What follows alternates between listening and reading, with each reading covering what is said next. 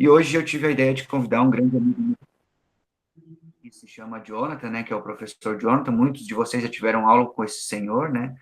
É uma pessoa que eu tenho uma amizade já desde os tempos de faculdade, né? E achei interessante trazer este jovem senhor para dar uma contribuição para a gente, né? A gente conversa muito sobre os períodos de guerras, o período entre guerras, e achei importante a gente trazer um pouquinho do nosso conhecimento para dividir com vocês. Então, dou a palavra para o professor Jonathan se apresentar para vocês, e após essa apresentação a gente vai começar a nossa aula de hoje.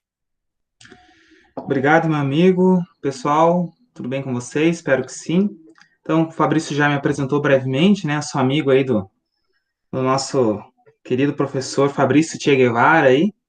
E, e aí, a nossa caminhada desde a faculdade, já estamos aí amigos já há algum tempo. E nossa amizade só se fortaleceu desde então. E aí, nas nossas caminhadas, conversamos muito aí, como ele falou, sobre Primeira e Segunda Guerra Mundial e outros assuntos da geografia, e ele me convidou para fazer essa aula junto com ele.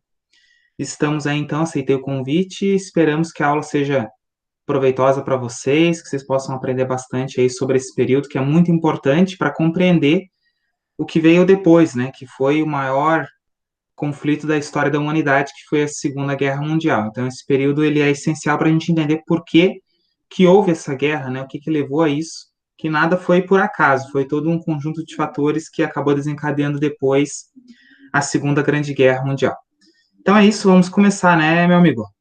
É isso aí. É interessante a gente pensar, né, na Segunda Guerra Mundial, que muita gente tem a ideia de que se ela se originou do nada, né? Ela acontece do nada, né? E existem vários contextos geográficos, né? Muita gente leva apenas para o lado histórico, né, da situação, né? Mas o Sim, contexto geográfico ele é muito importante, principalmente na disputa de territórios, né? exatamente, Acaba exatamente. esquecendo disso, né? Então, nós, como professores de geografia, né, a gente tem que trabalhar lado a lado com a história, né? Mas nesse contexto ele tem um bom contexto histórico, né? E um grande contexto geográfico também, né? Então, é isso que a gente vai trabalhar hoje, né? Isso aí. Só verifica para mim se está aparecendo os slides aí para mim, que eu já acabei compartilhando ali. Puder dar uma... Ainda não apareceu aqui para mim, mas eu acho que agora vai começar aqui. Beleza. Aí, tá aparecendo agora. Começou. Tranquilo. Então, primeiramente ali, né, quando a gente fala em período entre guerras, é o período que antecede a Segunda Guerra Mundial e é o pós-Segunda Guerra Mundial. Aqui na nossa aula de hoje a gente vai comentando um pouco como eu, um pouco comenta o professor Jonathan, e aí a gente vai falando sobre o período entre guerras. Eu separei em cronogramas ali para não ficar tão maçante a aula e a gente não precisa ficar lendo muita coisa, né? E aqui eu trouxe uma cronologia, né? É claro que se tiver mais alguma coisa que eu não coloquei aqui, o professor Jonathan, podemos estar comentando. E aí, não sei se tratar adversários tu quer que eu comente, se tu quer que eu comente, quer que eu comece a falar, o que que tu acha? Se tu quiser que eu comece a falar, a gente Pode pode ser? ir pontuando aí, você vai completando se for necessário. Pode ser? Pode começar a comentar, então. Então tá. Bom, pessoal, o Tratado de Versalhes, né, o famoso Tratado de Versalhes, ele foi celebrado no ano de 1919. Vocês já tiveram, né, o Fabrício me passou, que vocês já tiveram a aula da Primeira Guerra Mundial. A Primeira Guerra Mundial ela foi de 1914 a 1918, teve uma duração de 4 anos, e em 1919, então, o Tratado de Versalhes, ele, digamos assim, ele veio para pôr uma pá de cal, digamos assim, no que foi a Primeira Guerra Mundial, definir como que ficaria a situação dos países derrotados, né? O principal deles a Alemanha, ali a situação do Império Austro-Húngaro, as consequências que viriam depois e tudo mais. Esse tratado ele leva esse nome porque ele foi assinado em Versalhes, que fica ali pertinho de Paris, no Palácio de Versalhes, e ele é muito importante para a gente entender a Segunda Guerra, porque não dá para falar depois na Segunda Guerra sem antes falar nele. O Tratado de Versalhes ele impôs à Alemanha duras sanções. A Alemanha perdeu colônias, as colônias que tinha na África. A Alemanha perdeu boa parte do seu arsenal bélico. Ela perdeu fatias do seu próprio território original, como por exemplo a Alsácia-Lorena, né? Que era da França, tinha sido perdida por ela na Guerra Franco-Prussiana e depois acabou fazendo parte da Alemanha quando ela virou um país, né? A Prússia virou uma parte da Alemanha depois. e também ela foi condenada a pagar uma pesada indenização, né, um valor astronômico para os países que venceram a guerra. E aí, consequentemente, isso vai acabar gerando mais tarde na Alemanha um sentimento de revanchismo, né? Porque a Alemanha foi realmente humilhada, ela não teve escolha, né? Ela foi derrotada, ela chegou na reunião, ela simplesmente teve que assinar lá o tratado, concordando com tudo aquilo, apesar de saber que tinha sofrido sanções muito duras, né? Então, isso vai acabar depois fazendo com que na Alemanha vão surgindo, né, movimentos extremistas, entre eles o próprio Partido Nazista, né, que vai surgir lá na década de 20, que vai justamente contra isso, né, dizendo que a Alemanha tinha sido humilhada, que a Alemanha precisava se reerguer, que ela não podia mais ficar de joelhos como ela tinha sido colocada por conta do Tratado de Versalhes. Exatamente, né? E quando a gente fala em Tratado de Versalhes, parece, né, que existe só apenas sanções à Alemanha, né? E aconteceram inúmeros Sim, textos, né? E além disso, né, do que tu comentou da Alemanha, né, tem outras proibições, né, como um exército que não podia ser acima de 100 mil 100 homens, mil homens, isso. armamentos a Alemanha não podia ter, proibição de fabricação de alimentos também, de armamentos, né, entre outras coisas. Isso aí deixou a Alemanha destruída, né, não, já tinha acabado a Primeira Guerra Mundial, ela já estava enfraquecida, né, e aí vem o Tratado de Versalhes e acaba praticamente, né, acabando com qualquer perspectiva para a época, né, e aí é Sim, óbvio, né, quando você acaba, né, saindo de uma guerra, né, que foi um marco, né, a Primeira Guerra Mundial, ela foi um marco para o nosso planeta, né, pelo fato de que foi muitas atrocidades aconteceram, né. Dentro disso, né, essas questões da Alsácia-Lorena, colônias na África e na Ásia, que a Alemanha perde, né, e na época, né, tinha aquelas questões de quanto mais territórios, mais riquezas um país tinha, sim. O imperialismo, né? né, os países imperialistas, isso mesmo, né, eles tinham essa visão de espaço, né, de território, digamos assim, né, e quando se perdiam territórios, né, se perdiam riquezas, né, e essa foi uma das grandes baixas na Alemanha, né, perder todas as suas colônias, né. E aí a gente começa a entender, né, como que se uma população se deixa levar, né, por um líder, né, mesmo que sendo para o lado errado, né, uma população acaba se deixando levar, né, com aquela as velhas frases, né, a velha Alemanha reconquistar, né, o brio alemão de sempre, né, entre outras coisas, né. Outra questão que a gente pode linkar que eu não coloquei aqui também, Jonathan, que é a criação da Liga das Nações, né, que ela Sim, antecede a ONU, né, mas ela foi criada nesse período também, né, entre 1919 e 1920, né, inclusive com uma boa participação do Brasil, né, com o presidente Oswaldo exato. Cruz. O Tratado de Versalhes, entre outras disposições, ele vai dar, digamos assim, um pontapé para a criação da Liga das Nações, que seria, vamos dizer assim, para o pessoal entender aí, que vai nos assistir, a mãe da ONU, né? O que viria a ser a ONU depois. A ideia era um organismo que fosse multilateral, como é a ONU hoje, onde os países participassem, e a intenção da Liga das Nações era justamente evitar que novos conflitos, como o que aconteceu anteriormente, né, a Primeira Guerra Mundial, que na época era chamada de Grande Guerra, né, porque ninguém sabia que viria uma guerra depois. Né, ele foi alterado o nome para a Primeira Guerra porque houve a posterior ali de 1939 a 45. Mas a ideia da Liga das Nações era justamente essa, era que novos conflitos não acontecessem. Até havia o imaginário na época, agora não me lembro quem é que cunhou essa frase, que a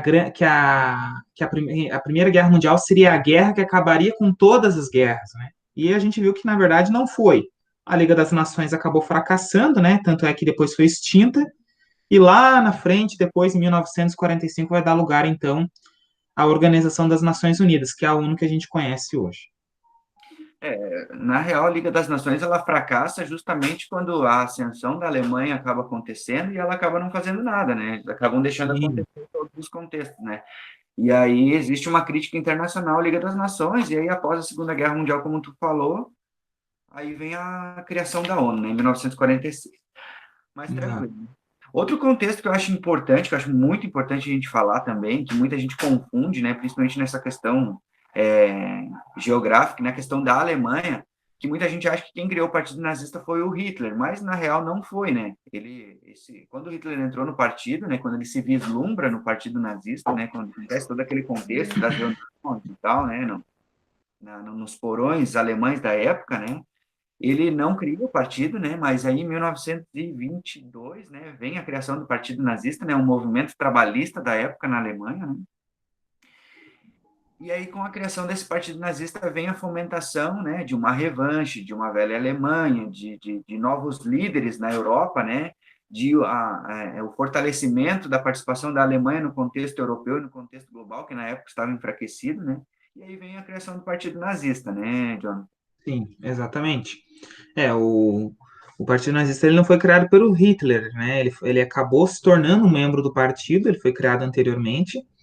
E o Hitler, só para pontuar aqui bem brevemente, ele tinha sido cabo, né, na Primeira Guerra Mundial e do exército alemão. E aí ele acaba, né, saindo da guerra, enfim, a guerra termina, e ele acaba sendo bastante descontente, acreditando que a Alemanha tinha chances de vencer a guerra. E aí, depois, mais tarde, ele acaba encontrando o Partido Nazista e começa uma trajetória de ascensão dentro do partido. Ele acaba, né, sendo lapidado, sendo moldado, ele vai ser o pupilo de um grande nome do Partido Nazista, né, um magnata, agora me fugiu o nome dele, e aí, então, ele vai sendo lapidado e vai sendo construída essa imagem que o Hitler vai desenvolver depois, né, de um líder, um cara com uma oratória impecável. O Hitler, ele era muito inteligente, ele tinha esse dom da oratória, né, apesar de todas as coisas que ele fez, ele utilizou a sua inteligência e as suas habilidades de comunicação, né, e foi ascendendo, foi crescendo dentro do partido e depois dentro da própria Alemanha, né? Até então ele era um nome desconhecido, né, nacionalmente. Depois que ele entra no Partido Nazista e começa, então, a sua trajetória no partido, ele vai começando, então, a construir uma carreira bastante bem sucedida, até que lá, mais tarde, ele vai acabar se tornando até o primeiro-ministro e depois o Führer, né, ou Führer, como alguns preferem falar. Então, o Hitler ele não cria o partido, mas ele, sem dúvida, vai dar um destaque ao partido, que até então era pequeno, né, era pouco conhecido, e depois vai se tornar o único partido da Alemanha, porque quando ele entra no poder, ele vai acabar banindo os demais partidos e o Partido Nazista acaba se tornando o único permitido dentro do território alemão, né? A trajetória do Hitler, ela se baseia em vários contextos, né? Claro que a gente não vai se aprofundar muito, porque a trajetória dele, ela é extensa, né? Até porque Sim, uma época ele é preso, aí ele cria aquele livro, né? Mein Kampf, lá, Minha Luta, né? isso. E aí ele, né, desenha-se uma Alemanha utópica dos sonhos, né? Que ele imaginava, né? Pós Primeira Guerra, né? Com inúmeras questões, né? Mas a criação do partido Exato. não vem, né? Nessa questão. Outro ponto que eu acho interessante a gente lembrar também, que muitas pessoas esquecem, né, da Primeira Guerra Mundial, que quem saiu vencedor de fato da Primeira Guerra Mundial foi os Estados Unidos, né? A gente tem que lembrar isso, que os Estados Unidos, ele entra na Primeira Guerra Mundial, se eu não me engano, entre oitava, sétima, sei lá, economia do mundo, e sai consolidado na Primeira Guerra Mundial, A maior, exato. maior economia do mundo, né? E o povo americano vivia, né, aquela euforia econômica, né, de progresso rápido, né, principalmente nas questões da construção civil, autonomia no contexto global, né, com inúmeros empréstimos a inúmeros países. Muitos países saíram da Primeira Guerra Mundial também devendo para os Estados Unidos, como a gente bem sabe, né? Aquela Sim, America Way of Life, né, que é o estilo americano de viver, né, aquela questão toda, né, da vivência dos americanos, né? E aí também, né, dentre essa euforia econômica, né, que se acontece até 29, que a gente vai falar mais para frente, né? Outro contexto uhum, também interessante para para o período entre guerras ali, né, pós Primeira Guerra Mundial, é a criação da União Soviética em 1922, né? Na questão do Lenin, né, que ele acaba ascendendo após a Revolução Russa, né? Entre uhum. inúmeros contextos, né, com os lemas lá Pão, Paz e Terra, que tinha o Lenin da época, né? E todo o poder aos soviéticos, entre outras coisas, né? E a União Soviética acaba sendo muito importante na Segunda Guerra Mundial, né? Mas existiu uma revolução em 1917, tanto que em 1917 a Rússia acaba saindo da Primeira Guerra Mundial, né? pelo fato de um partido, né, que se chamava POSDER, né, que era o Partido Operário Social Democrata Russo, né, acaba tendo uma revolução, né, e que força praticamente a Rússia a sair da guerra, né, parar de gastar aquele dinheiro, porque a Rússia acabou não tendo sentido mais ficar na Primeira Guerra Mundial, né.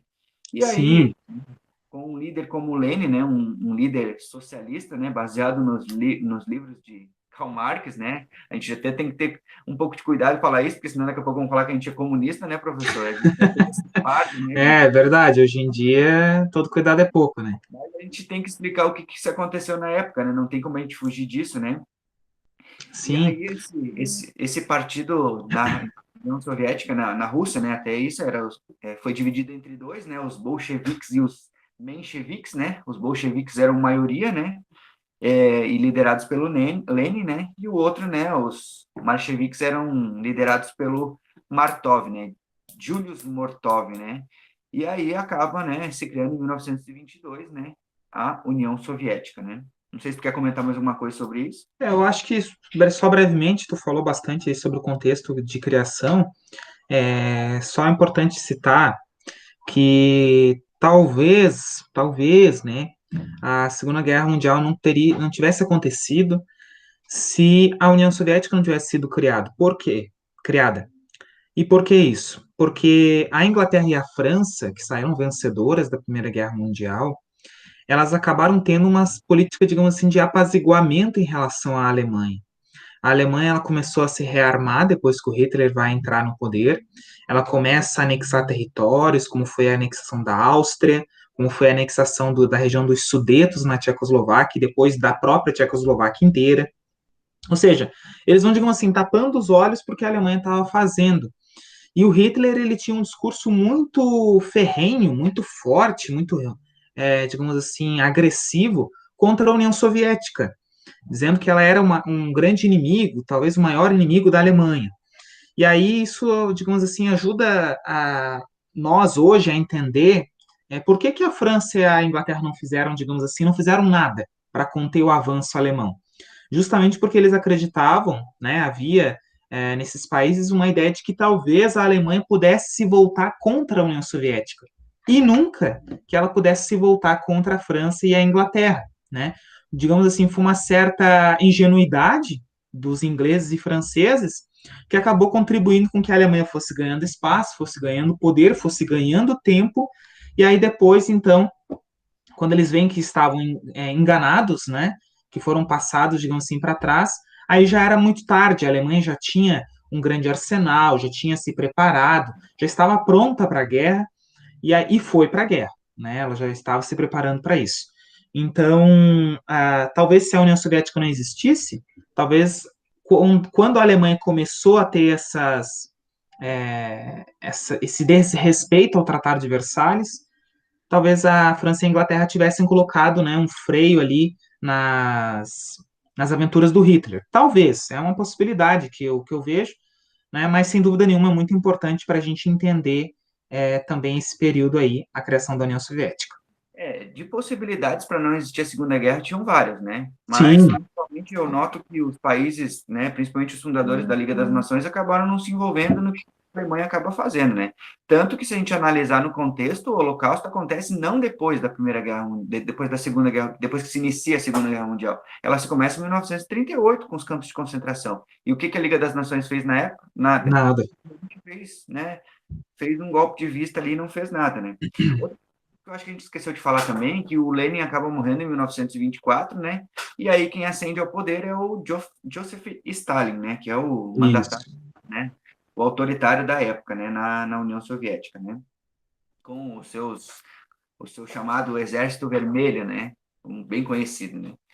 Acho que quanto à União Soviética é isso, né? A gente vai ter a União Soviética ela acaba entrando tardiamente na guerra, né? Ela não entra na guerra, ela é obrigada a entrar, né? Pelo fato da Segunda Guerra Mundial, Hitler atacar a União Soviética, né?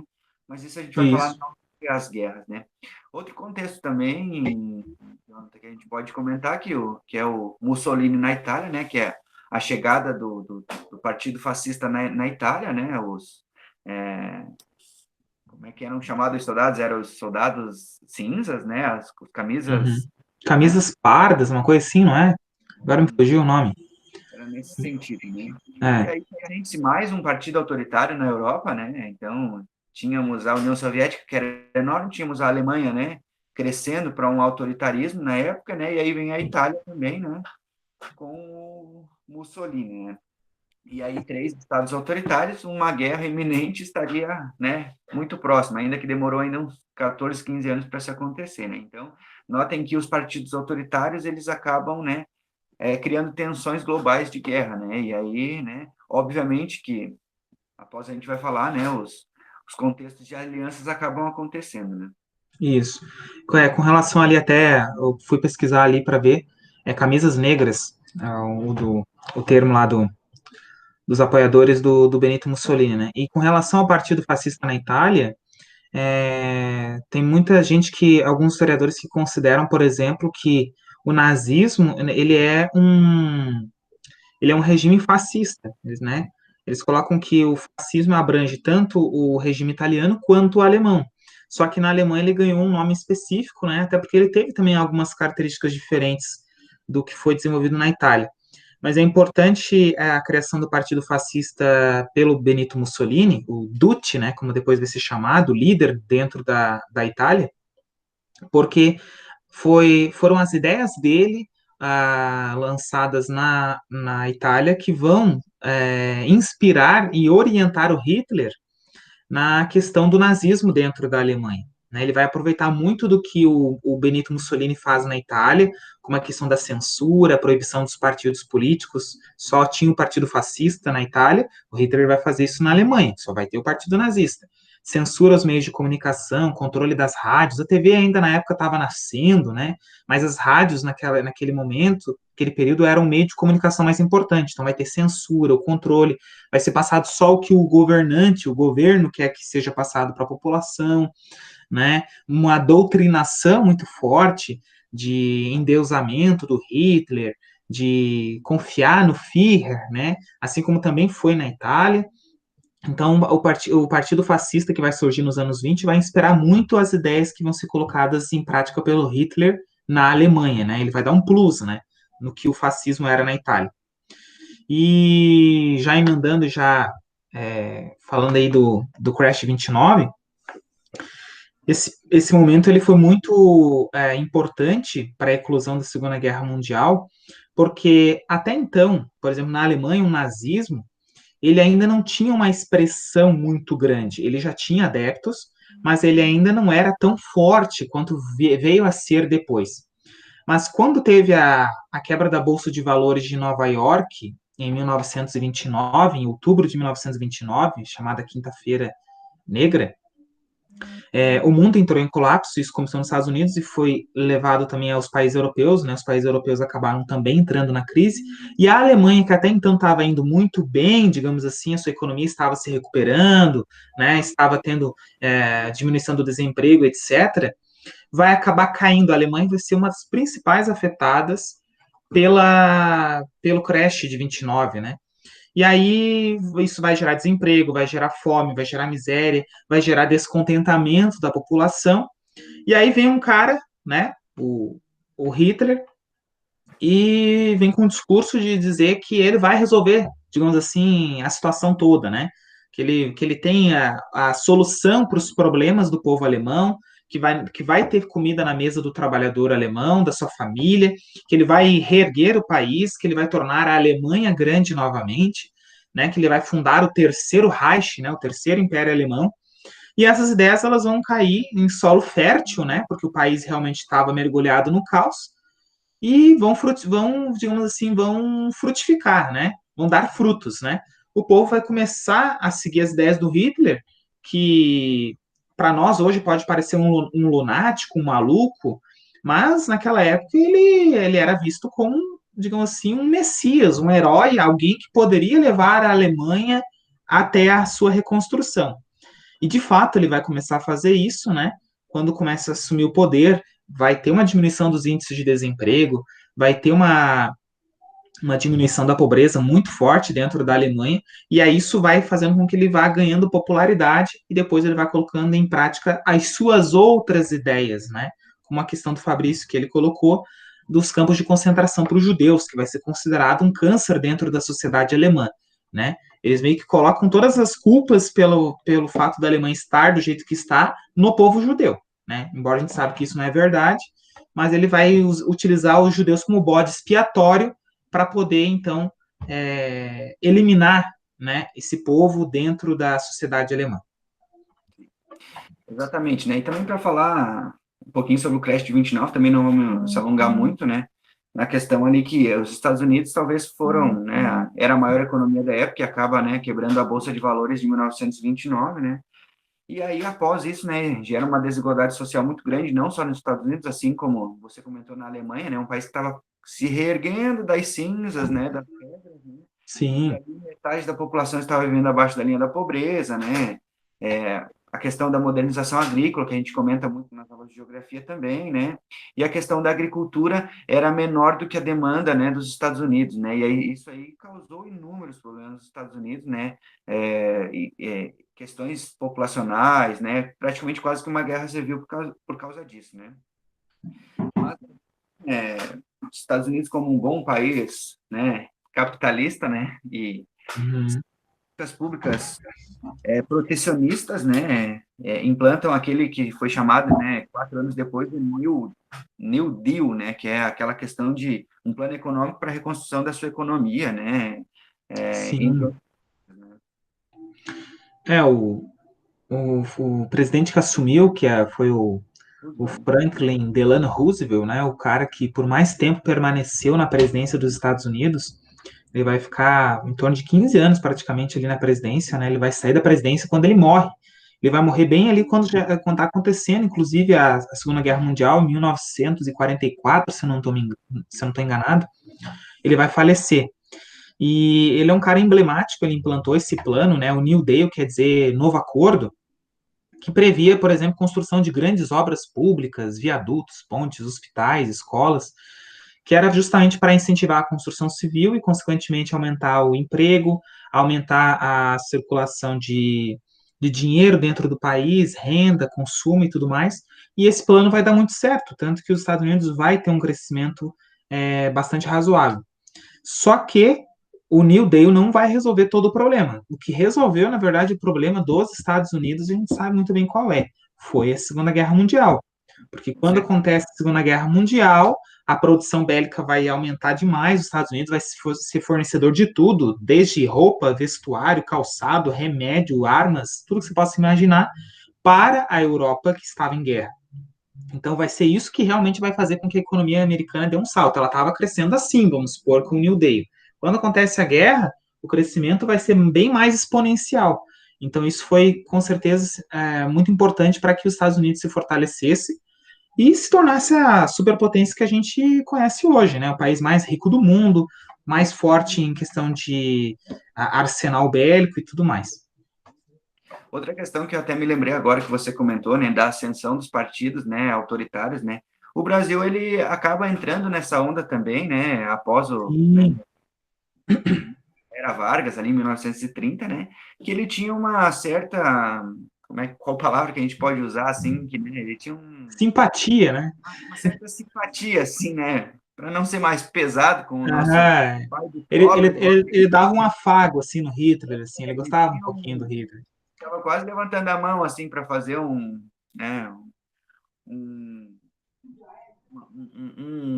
como é que eu posso falar, né, para não né, não ser muito forte. Mas ele assim, ele tinha, como o Jonathan falou, tinha uma simpatia com o nazismo, né, e com as questões fascistas, né? E o Brasil esteve muito próximo, né, de se tornar um país autoritário, né? Só que querendo Sim, ou não, a gente tem que lembrar que o Brasil, nessa época ele se tornou um país comandado pelo autoritarismo, mas a população acabou não se ligando na época, né? Pelo fato de que o Brasil se globalização nessa época, o Brasil acaba se aproveitando desses contextos da Europa para o país começar a crescer, né, e começar a se industrializar, né. Mas sim, o até Getúlio Vargas, ele tinha uma ascensão muito grande com o Hitler e com o Mussolini, né, e se as ideias dele, né, tivessem dado certo, o Brasil fatalmente estaria do outro lado, né, e estaria na guerra, estaria do lado da Alemanha e da Itália, né, e muito provavelmente a gente ia ter muitos problemas com os países, né, como os Estados Unidos, França e Inglaterra da época, né? Principalmente os É, Estados Unidos. Né? com certeza. Inclusive, para ilustrar essa questão da simpatia, eu lembrei aqui daquele questão do caso da Olga Benário, que virou até filme aí, se alguém quiser procurar, né, da Olga. A Olga Benário, ela era esposa do Júlio Prestes, né, que era um grande nome da política brasileira na época, né, e tudo mais, e era contrário ao regime getulista, né, ao governo do Getúlio Vargas, que era um ditador, e aí, por isso que ele simpatizava também um pouco com o Hitler e com o Benito Mussolini, porque ditador gosta de ditador, né? Então ele era ditador aqui, os caras eram ditador lá nos seus países, na Alemanha, na Itália, e as ideias desses caras vão acabar sendo, digamos assim, aceitas, de certa forma, pelo Getúlio, que vai ter uma simpatia por esses regimes também. E a Olga, ela era esposa do Júlio Prestes e ela era alemã e judia, né? Então, o que, que vai acontecer? Eles vão prender depois a Olga, ela vai ser presa e ela vai ser deportada para a Alemanha. E o detalhe, ela estava grávida. E quando ela vai chegar na Alemanha, ela vai ser mandada, né? Nós estamos no auge dos campos de concentração na Alemanha, quando ela vai ser mandada para lá, na década de 40, ela vai ser mandada para um campo de concentração, né? E vai acabar sendo morta nesse campo de concentração. Então, isso mostra que havia um alinhamento, uma simpatia mesmo entre o governo brasileiro, né? O governo getulista e o regime nazista alemão, né? Só que, como o Fabrício falou ali, só talvez não tenha dado certo, o Brasil só não tenha se aproximado, digamos assim, de vez com a Alemanha, porque porque o que aconteceu? Porque os Estados Unidos meio que deu uma prensa no Brasil ali, ó. Como é que é? Você vai se posicionar de qual lado? E aí o Brasil vai acabar entrando depois na guerra, que até então era neutro, né? Vai acabar declarando guerra à Alemanha ali em 1941, 42, e vai ficar do lado dos Estados Unidos. Mas o Brasil só entrou na guerra também porque houve injeção de muito dinheiro aqui, né? O Brasil Certeza. ele teve a promessa de construção da CSN, que é a Companhia Siderúrgica Nacional, ou seja, os Estados Unidos disse assim, ó, você entra do meu lado na guerra que eu te dou o dinheiro para você construir a Companhia Siderúrgica Nacional. Getúlio lá, Vargas foi lá e fez, beleza, então dá o dinheiro aqui que eu entro na guerra. E entrou, né? O Brasil enviou depois cerca de 25 mil homens para lutar na Itália, mas isso já lá no final da guerra, em 1944, né? O Brasil não teve uma participação, nossa, que participação, né? Mas o Brasil participou, teve uma atuação ali com a Força Expedicionária Brasileira, né, a FEB, né? Então, nós participamos do lado dos aliados contra o eixo, né, que era a aliança formada por Itália, Alemanha e Japão na época da Segunda Guerra Mundial. Você vê, né, Jonathan, como os Estados Unidos é bonzinho, né? Deu dinheiro para o Brasil, né, cara? Os Estados Unidos é É, muito não, bom, né? Eles sempre ajudam os países mais necessitados, né? Interessante, sim, só né? que é o capitalismo, né, meu amigo? E outra, até pouco tempo atrás eu estava vendo uma reportagem bem interessante que comentava que havia até um plano dentro do governo americano. Se o Brasil não se posicionasse do lado dos aliados, havia até um plano de invasão do Nordeste do Brasil, sabe? Então, Certeza. assim, É sério. eles vão fazer vão, digamos assim, comprar a participação brasileira, mas eles já tinham um plano B, ó, se não der certo isso aqui, a gente vai partir mesmo para porrada, né? Porque havia aquele lema da América para os americanos. Então, eles não iriam aceitar que os Estados Unidos fosse contra os interesses americanos se se colocasse ao lado dos interesses da Alemanha, enfim, né? Então, de alguma forma ou de outra, o Brasil ia acabar tendo que ficar dos Estados Unidos, por bem ou por mal. É que não existe almoço grátis, na real, né? E Não, não. o Brasil ajudou de um lado, os Estados Unidos precisavam, o Brasil é um território grande, né? Já tinha a Argentina, que era mais aliada, né?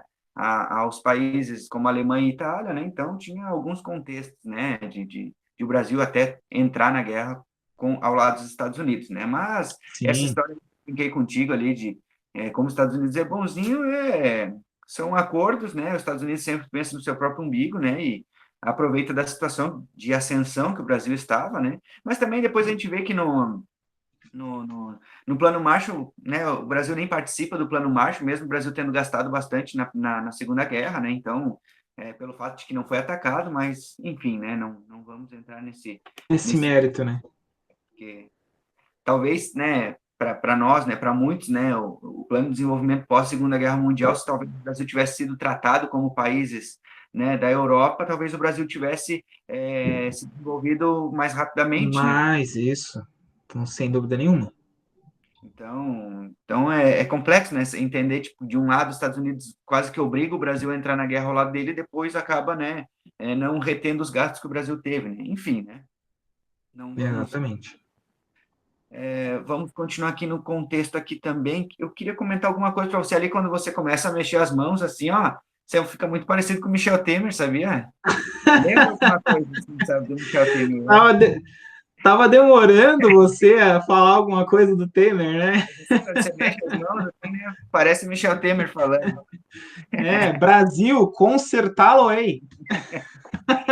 Quem dera, quem dera que o Michel Temer fosse o presidente da época em 1935, ele tinha vendido Ah, o Brasil, né? sem dúvida nenhuma, o Brasil teria sido a nação mais rica do mundo. Hoje o Brasil seria a superpotência mundial, né? Hoje a gente teria pólvora.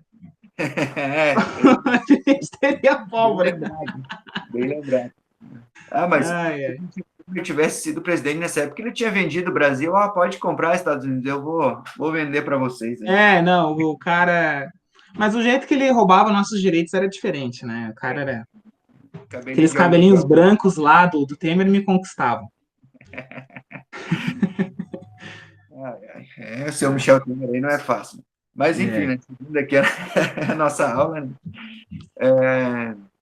Outro contexto aqui também importante, até para chegar à beira da Segunda Guerra Mundial, né? Que foi a Guerra Civil Espanhola, bancada pelo seu Adolf Hitler, né?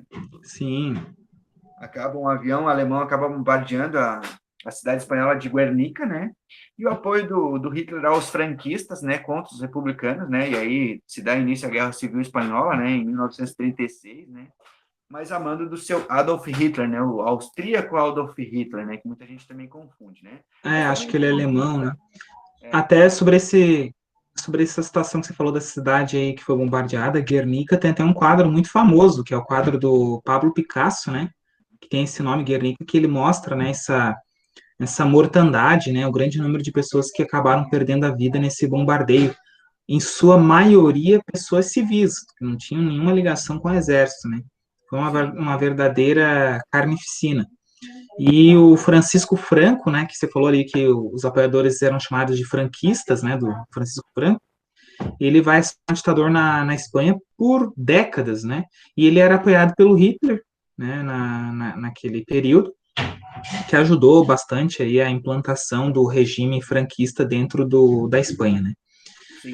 Então, Outro contexto aqui, até para a gente finalizar, que talvez seja o maior contexto, né, do período entre guerras, né, que foram as eleições do parlamento da Alemanha em 1930, né, que o Partido Nacional Socialista, né, o nazista, né, acaba tendo as maiores cadeiras na maior representação do parlamento alemão, né, e aí, né, em 1933, Adolf Hitler ele se torna chanceler da Alemanha, né, e começa a implantar o regime nazista na Alemanha, né?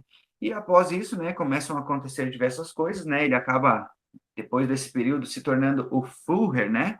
E o uhum, chanceler, né? Como se fosse no Brasil, ele seria, digamos assim, o presidente da Câmara, quem sabe, né? Que, né? uhum. Na sua sequência, ou seria o presidente e o vice, digamos assim, né? Sim, ele vai unificar, porque diferente do que é no Brasil, por exemplo, no Brasil a gente tem a figura do presidente, né? Sim, E nós somos um país presidencialista.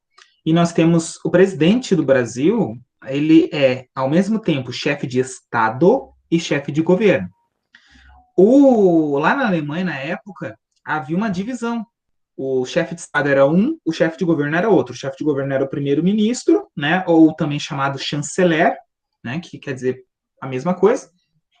E o presidente, ele era o chefe de Estado.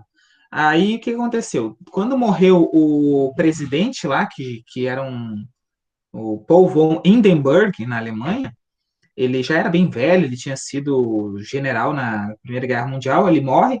O Hitler então aproveita que o cara morreu e diz: Ó, agora eu sou os dois ao mesmo tempo, eu sou tanto chefe de Estado quanto chefe de governo.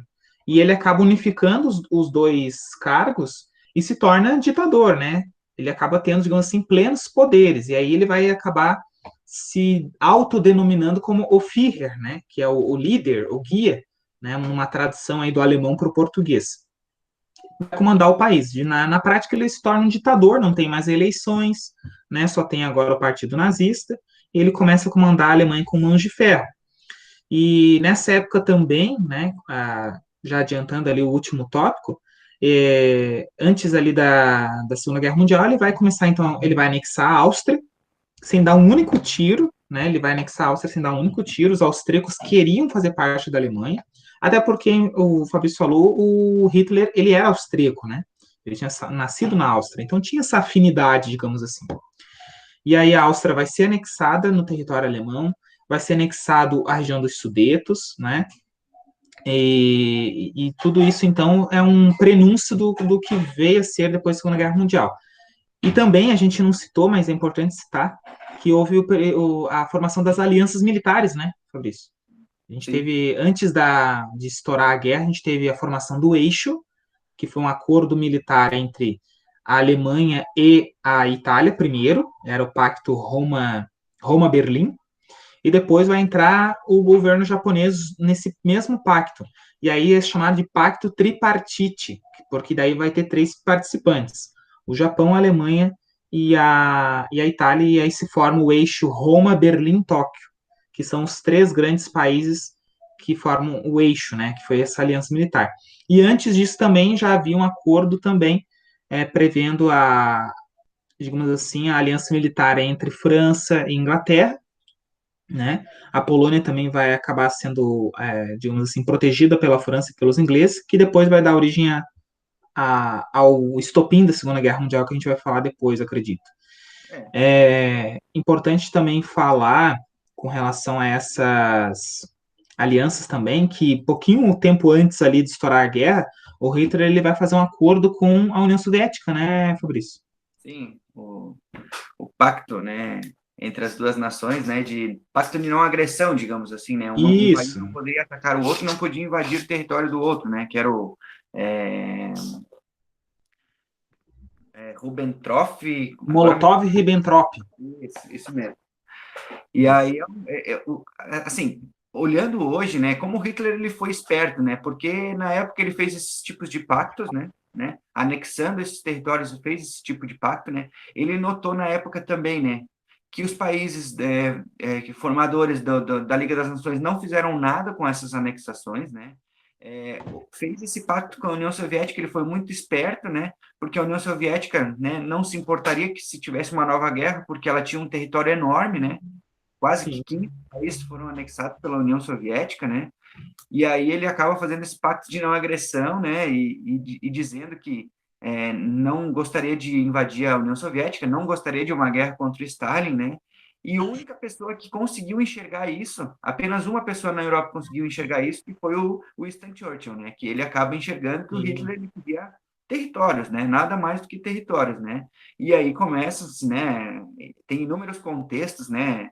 Antecedentes à Segunda Guerra Mundial, né? Aquela ida do Chamberlain à A Alemanha, ela é Alemanha. emblemática, né? Nessa questão do armistício, né? De uma não invasão da Alemanha à Inglaterra, né? Que a Alemanha tinha um certo medo que a Alemanha invadisse, porque também ela não queria uma nova guerra. Aliás, não estava nem preparada para uma nova guerra, né? Sim, Mas a sim. única pessoa que consegue ver além daquele tempo ali foi o Winston Churchill, né? Que a gente até então não tinha comentado, né?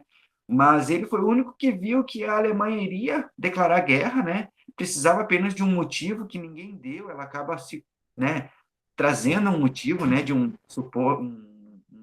suposto ataque da Polônia a uma estação de rádio alemã em 1939, coisa que não aconteceu, aquilo ali foi forjado, todo mundo sabe, né? Uhum. E acaba se declarando guerra, né? Mas eu acho engraçado assim, né? Vários contextos assim do período entre guerras. Primeiro, a massa de manobra que foi a utilização dos rádios e do jornal na questão da população alemã. Muitos se questionam e perguntam, principalmente, né, na sala de aula para você, ou seja, para mim, como que, né, um país se deixa levar, né? Mas é muito fácil se entender, né? Um país totalmente quebrado, né? Ver uma ascensão rápida, né? De ter comida na mesa, que era o básico para a época, né? acaba retornando, né, o poder de compra da população, né? O Hitler sabia muito bem manusear a população alemã a se preparar, né, para uma guerra, né? E tanto que ele Sim, convence toda a população de que a Alemanha teria que ter aquele chamado espaço vital, né, para sua total independência e reconstrução do país, né? Então, as pessoas, quando a gente começa a comentar todos esses fatos, elas entendem que uma população, obviamente, se deixa conduzir por um líder, né? Mesmo no contexto atual nosso de hoje, a gente é carente de líderes, né? E quando sim, renasce um líder com falas fortes, com frases fortes, contra tudo aquilo que a população gostaria de ouvir, né? Que ele falava tudo aquilo que a população gostaria de ouvir, né? E aí a sim, população, logicamente, acaba se convencendo e vai lutar com unhas e dentes pela Alemanha, né? exatamente. Porque ele já estava numa situação ruim, né? Como a gente falou ali depois da crise de 29. É, diante daquele quadro ali caótico que o país estava vivendo, desemprego, fome, miséria, etc., por que não apostar no Hitler? Ele falava, como você falou, ele tinha uma boa oratória, ele tinha um discurso firme, né? Ele era, de certa forma, carismático, e isso vai fazer com que ele vá ganhando popularidade, vá ganhando adeptos, e isso vai se refletir no apoio que leva ele até o poder, né? Ele vai se tornar tão popular que ele vai ser convidado. É uma importante coisa a citar. Ele não é eleito, ele vai ser convidado pelo presidente, o Paul von Hindenburg, a assumir o posto de chanceler. E por que ele vai ser convidado?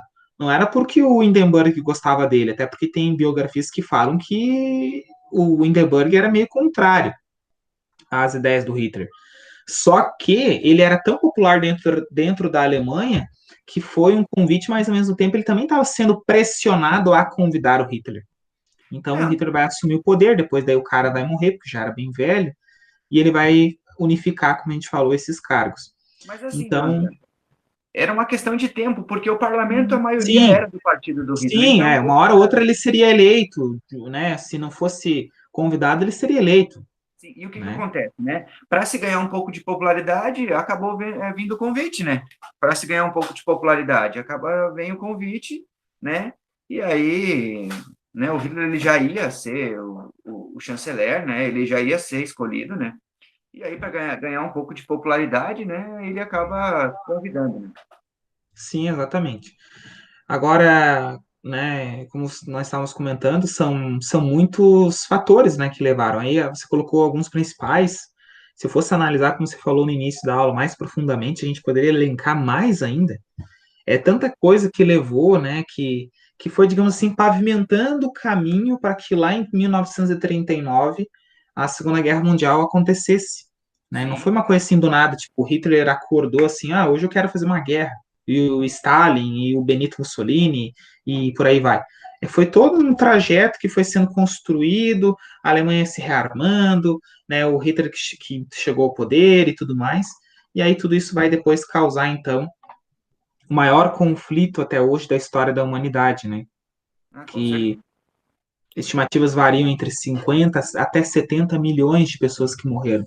É muita gente que perdeu a vida nesses 6 anos de guerra Sim. que foi a Segunda Guerra Mundial. Exatamente. Acho que a gente comentou bem sobre todos, né? Tem vários contextos, né, John? Tem a criação da penicilina, tem a criação, a questão das questões da tecnologia médica, entre outros fatores, né? Mas também, se a gente Sim. for se ater, a gente vai ter uma aula aí de 3, 4 horas, né? Nossa, dá assunto para falar e eu já nem gosto de falar, né? Não, mas eu acho que o período entre guerras é isso, John. Eu acho que a gente, né, conseguiu situar, né, as questões, né, territoriais, né, as disputas territoriais da época, né? E eu acho que a gente conseguiu pavimentar a situação de como se inicia a Segunda Guerra Mundial. E eu acho que para a aula de hoje é isso, né? Para o período entre guerras, essa questão é isso mesmo, né? Isso aí. Acho que a gente conseguiu fazer um bom trabalho aí, meu amigo.